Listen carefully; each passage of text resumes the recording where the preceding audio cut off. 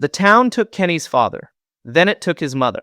It destroyed his family, damaged his relationship with Boyd, and repeatedly placed the people he cared about in danger. The obvious conclusion is that the town is trying to break Kenny. I think that conclusion is only half right. The town has hurt Kenny more directly than almost anyone still alive, but in doing so, it may have created a problem it did not anticipate. It has removed the two people Kenny was most afraid of losing. It has taught him that obedience does not protect the people he loves, and it has forced him to build an identity that no longer depends on one person, one home, or even one leader. Kenny is not dangerous because he has nothing left to live for. He is dangerous because the people he lost gave him reasons to keep going that the town cannot easily take away. This is not a theory that Kenny is secretly magical, that he is another reincarnated resident, or that he has been selected by the boy in white. There is no solid evidence for any of that. This is a theory about how the town controls people. From repeatedly turns love into leverage. It discovers who a person cannot bear to lose, then threatens that relationship until fear, guilt, or desperation makes the person easier to manipulate. But that method is beginning to fail with Kenny. And the clearest clue has been sitting in front of us since the beginning. The chessboard. Most of the violence in From is physical, but the town's real control is relational. It does not simply hurt Boyd. It makes Boyd watch someone else suffer. It threatens Ellis. It brings Abby back through visions and uses Boyd's guilt against him. It does not only frighten Jim and Tabitha. It places their children at the center of the danger. It uses Thomas's voice. It gives them impossible choices involving Julie and Ethan. It does not merely speak to Sara. It convinces her that terrible actions are necessary to save the people she loves. The town understands that a person can survive pain more easily than they can survive responsibility for someone else's pain. That is why the creatures talk. That is why they know names. That is why they do not always kill quickly. Their purpose is not limited to feeding or removing residents. They want survivors to carry what happened afterward. Kenny's story is one of the clearest examples. His father's death was not a random encounter outside after dark. Sara, while being manipulated by the voices, opened the clinic's secured door. The creatures entered and killed Bing-Kyun Lu and his caregiver, while Kenny was away worrying about Boyd and Christy. Mother was not killed in an ordinary attack either. The creatures created a crisis around the livestock, trapped Boyd inside the barn, and forced him to watch Tien Chen die. Kenny was again absent, this time searching for food that could help the town survive. Kenny was performing a useful role somewhere else. Both times he returned to discover that his usefulness had not protected his family. That pattern matters. The town did not just take Kenny's parents. It attacked the belief underneath Kenny's entire identity. The belief that if he remained responsible, careful, and helpful, he could keep the people around him safe. That is the belief the town wanted to destroy.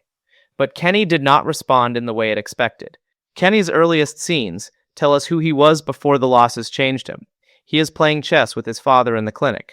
His father is ill and increasingly confused, but at the board he can still play. He can still recognize the pieces, understand the rules, and defeat his son. Quiet scene, but it establishes the central shape of Kenny's story. Kenny begins the series as someone who lives according to positions. He is his father's caregiver. He is his mother's son. He is Boyd's deputy. He has feelings for Christy, but he respects the boundaries of that relationship. He does not enter the story trying to become important. He becomes important because other people need him to occupy a position. Even his appointment as deputy begins through responsibility. His father becomes convinced that family members are outside at night, and nearly compromises the family's safety. Kenny helps move him into the clinic, where he can be protected. Boyd recognizes that Kenny appears dependable, and offers him the deputy position. Kenny's original understanding of survival. Everyone has a place, everyone follows the rules, and the responsible people protect the vulnerable ones. The chessboard represents that understanding perfectly. Every piece has a defined movement. Every piece has a role. Survival depends on protecting the most valuable pieces, and anticipating danger before it arrives. Then Kenny's father is killed, and the chessboard appears again in a different form. When Boyd is hiding the truth about Sara, he sees Father Khatri sitting across from him near a chessboard. The conversation is about whether Boyd should tell Kenny that Sara opened the clinic door. Khatri frames Boyd's decision as a difficult move with limited options. Nection is not accidental. The first chessboard shows Kenny believing in order. The second shows Boyd treating Kenny's grief as a leadership problem that must be managed. Kenny has moved from being the person playing the game to being one of the pieces Boyd is trying to position. Boyd lies because he believes the larger mission requires Sara. He thinks protecting Sara may eventually help everyone escape. He decides that Kenny's right to the truth is less important than the possible value Sara offers. From Boyd's perspective, it is an impossible leadership decision. From Kenny's perspective, it proves something devastating.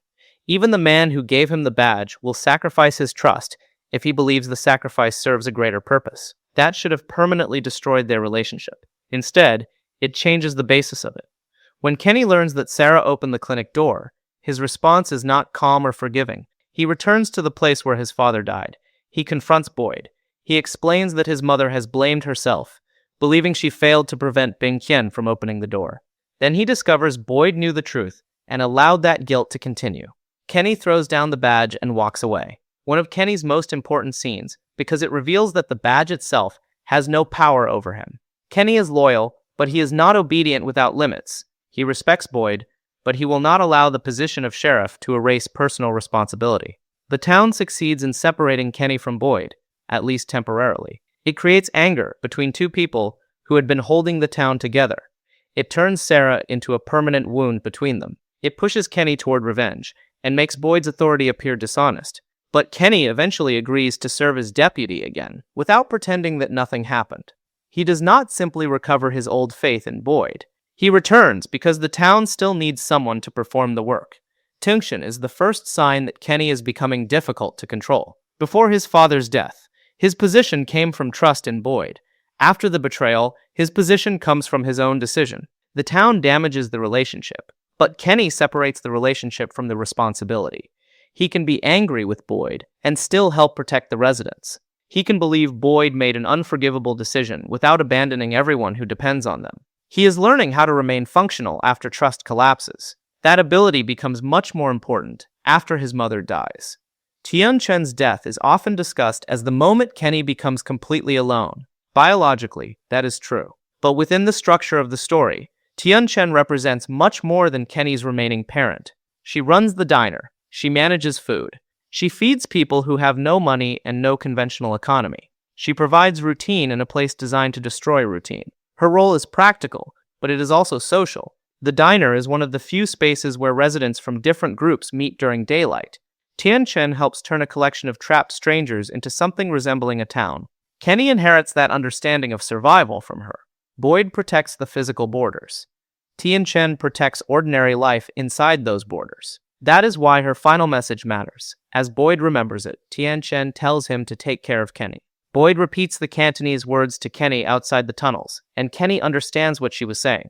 That request sounds like it makes Kenny more dependent on Boyd. His mother is transferring responsibility for her son to the sheriff. But Kenny is not a child, and the story does not treat him as one. The deeper effect is that Tian Chen creates an obligation that continues after her death.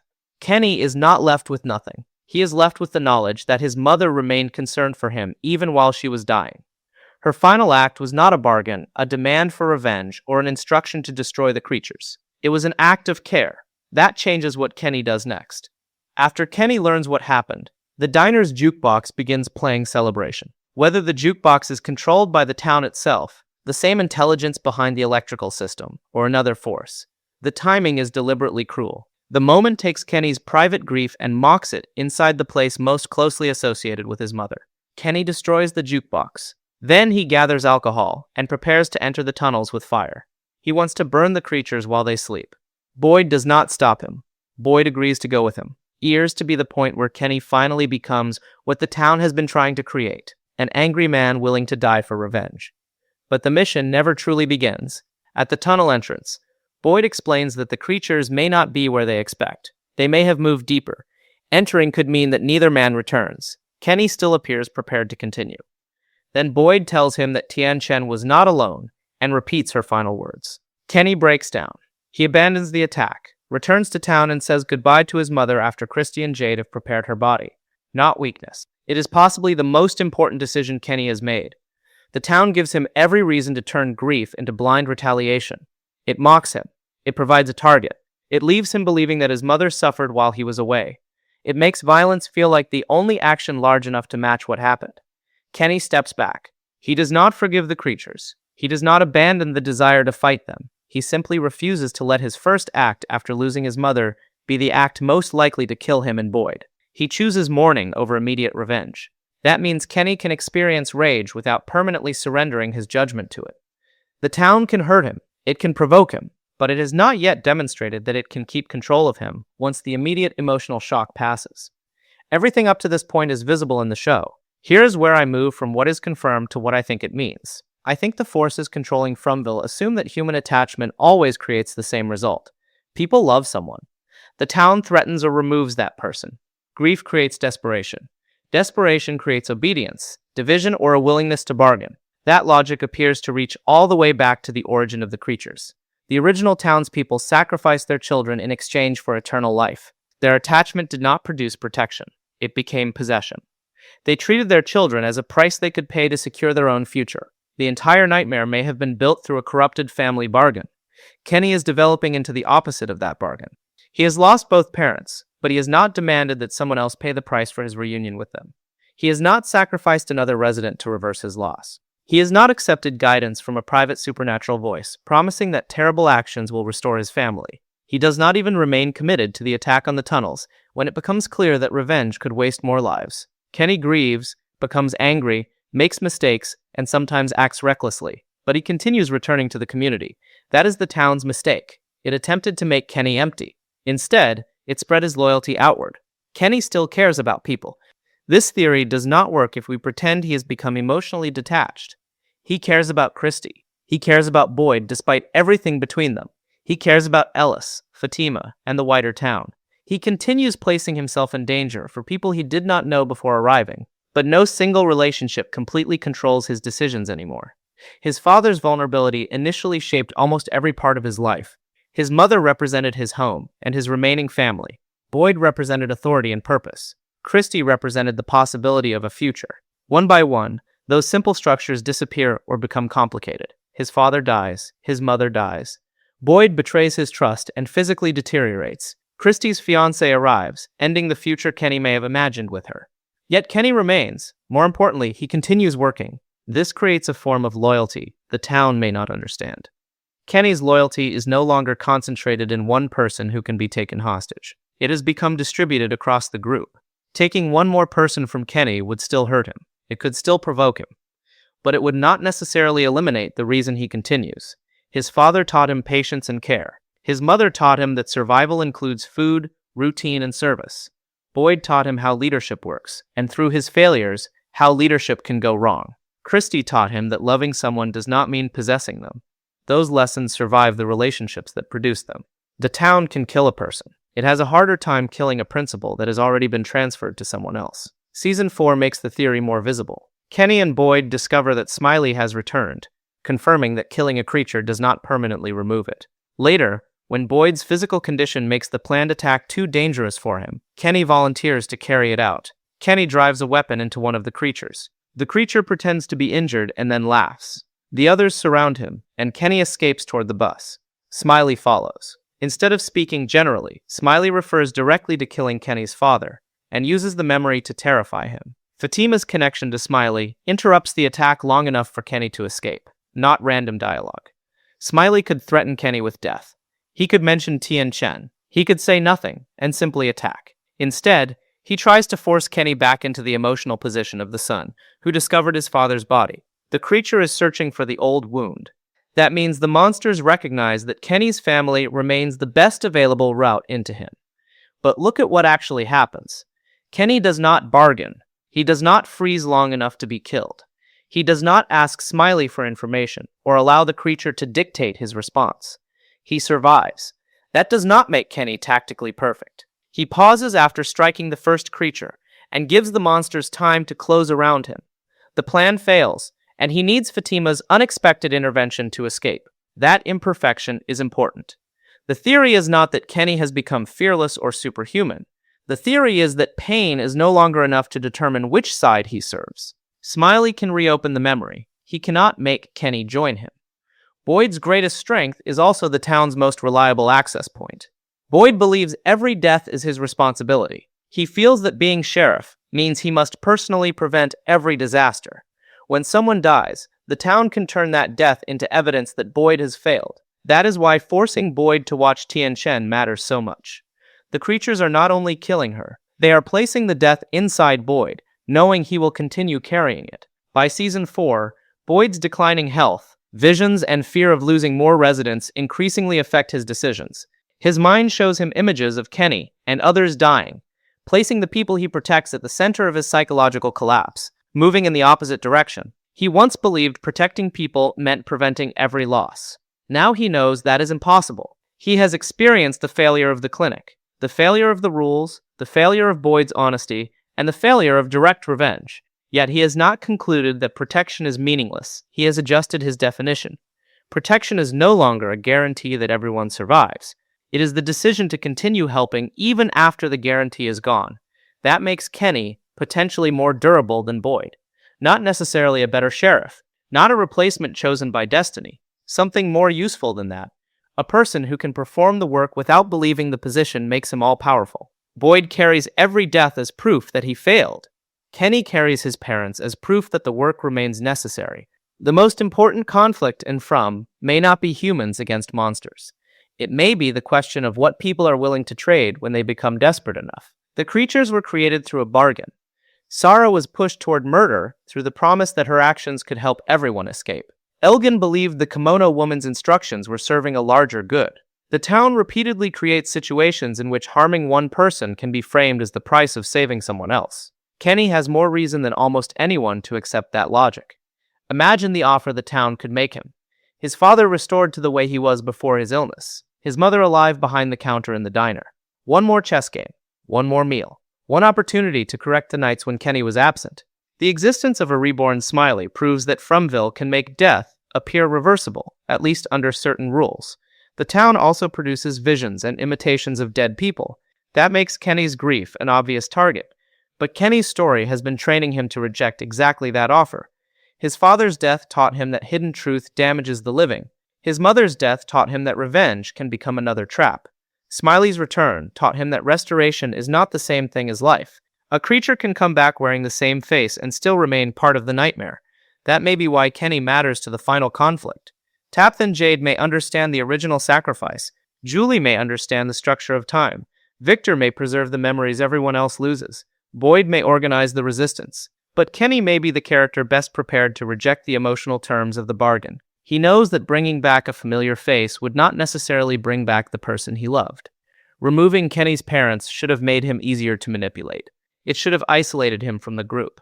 It should have turned him permanently against Boyd. It should have made him reckless enough to die in the tunnels. It should have made Smiley's taunts unbearable. Instead, Kenny keeps returning to the work. That does not mean he is healed. The show should not pretend that losses this large simply disappear. It means his grief has not produced the outcome the town requires. Kenny has become less dependent on the belief that good behavior will be rewarded. He no longer assumes that following the rules guarantees safety. He no longer assumes that Boyd always knows what to do. He no longer believes the creatures can be defeated through one emotional act of revenge. And he has personally witnessed that death inside FROMville can be manipulated into something unnatural. Those are dangerous lessons. A person who believes the system is fair can be controlled through rules. A person who believes a leader is infallible can be controlled through authority. A person who believes death can be reversed can be controlled through promises. Kenny increasingly believes none of those things. But he has not abandoned other people. That combination is rare in the town. He is disillusioned without becoming completely nihilistic. He is angry without consistently becoming cruel. He is loyal without becoming obedient. He is grieving without demanding that someone else replace what he lost. That is why the town made a mistake. It removed Kenny's old reasons for surviving, but failed to stop him from creating new ones. There is an obvious objection to this theory. Kenny may not be becoming stronger. He may simply be becoming more reckless. His attempt to burn the tunnels could have killed him. His Season 4 attack on the creatures nearly does kill him. His anger sometimes moves faster than his judgment. That is all true. Kenny is not immune to manipulation. His remaining relationships can still be threatened. Boyd, Christy, and the wider community still matter to him. Another loss could push him further than the previous ones did. But being dangerous to the town does not mean being safe from it. It means the town's usual strategy is producing less reliable results. The creatures can provoke Kenny into action, but they have not converted him into a servant. The town can damage his relationships, but he continues cooperating with people he no longer trusts completely. It can make him reckless for a moment, but it has not made revenge his permanent identity. Most importantly, Kenny repeatedly returns from emotional extremes. After discovering Boyd's lie, he returns to responsibility. After preparing to burn the creatures, he returns to his mother. After Smiley uses his father's death against him, Kenny survives and remains part of the town's resistance. The pattern is not that Kenny never breaks. The pattern is that breaking him does not keep him broken. This theory creates several clear predictions for the final season. First, the town will stop relying only on physical attacks against Kenny and use imitation. Kenny will see, hear, or encounter something presenting itself as one of his parents. The purpose will not simply be to frighten him. It will offer relief, forgiveness, or reunion. Second, the offer will require a price. Kenny may be told that his family can return if he abandons someone, withholds information, or allows another resident to be sacrificed. That would connect his personal story directly to the original bargain that created the creatures. Third, Kenny will refuse the exchange. He may hesitate. He may desperately want to believe it, but he will recognize that a restored body, vision, or voice is not necessarily the person he lost. Fourth, Kenny will openly oppose Boyd if Boyd begins treating residents as expendable pieces. Their final conflict should not be about who wears the badge. It should be about the limits of leadership. Boyd may believe sacrificing a few people is necessary to free everyone else. Kenny, after being treated as a piece in Boyd's earlier decisions, may reject that calculation. And here is the falsifiable test. If Kenny accepts a supernatural promise to restore his parents and knowingly sacrifices another innocent resident to receive it, this theory is wrong. That would prove the town did not remove its leverage over him. It only prepared the leverage for a larger bargain. The open question is whether the town deliberately selected Kenny for this process or simply failed to anticipate the result. I do not think we need to prove that every event was designed specifically around Kenny. Tian Chen's death was also an attack on Boyd and the town's food security. Bing Qian's death resulted from the larger manipulation of Sara. The theory only requires one thing. The forces behind FROMtown believe loss makes human beings easier to control. With Kenny, that assumption may have failed. Go back to the first chess game. Kenny sits across from his father and loses. At that point, Kenny still believes survival means protecting the most important pieces. He thinks that if everyone remains where they belong and responsible people make the correct moves, the family can endure. The town destroys that board. It kills his father. It kills his mother. It damages his trust in Boyd. It removes the future he imagined with Christie. It leaves Kenny standing in a game where nearly every piece that defined his position. The town assumes that means Kenny has lost. But Kenny has learned something the creatures have not. Losing the people you love does not give you ownership over someone else's life. Grief does not make every bargain acceptable. And a person does not need certainty, authority, or reward to keep doing what is right. Kenny is not dangerous because he has nothing left. He is dangerous because the town took almost everything from him, and he still refused to become like the people who built it. The town thought it was removing Kenny's reasons to fight. Instead, it gave him a reason to make sure no one else pays the same price. And if the final battle comes down to one more bargain, one more demand that an innocent person be sacrificed so everyone else can go home, Kenny may be the person the town can no longer move. The pieces are disappearing. But Kenny is finally learning how to play. Subscribe for more From theories, and tell me this. If the town offered Kenny one chance to see his parents again, what price would it ask him to pay?